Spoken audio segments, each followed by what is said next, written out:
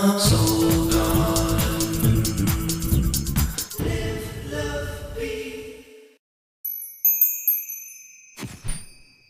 Hello philosophers, and welcome now to Tuesday.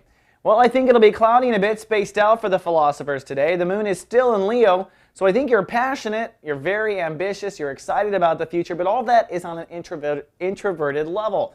In fact, it looks like with the moon conjuncting Saturn, the universe may ask Sagittarians to grow up a little bit about their expectations of life. It is kind of a responsibility that has to come into play into your belief structures and your emotional expectations of what's to happen. I talked about this yesterday, but you're about ready to launch your new operating system, and Sagittarians are working out the final little details.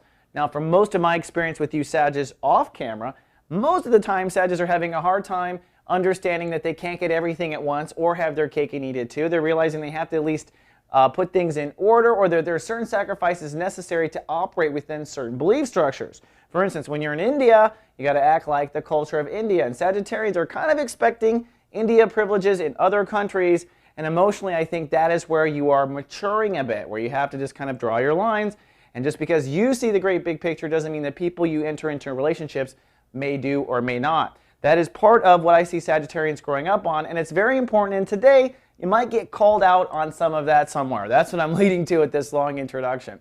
Now, at the same time, the world feels funky today. The sun is moving into Gemini, but it's at 0 degrees. Now, at 0 degrees, it means it's kind of offline. The sunlight looks weird, things sound strange. It just doesn't really feel like you're in the right place and time, but that shifts tomorrow.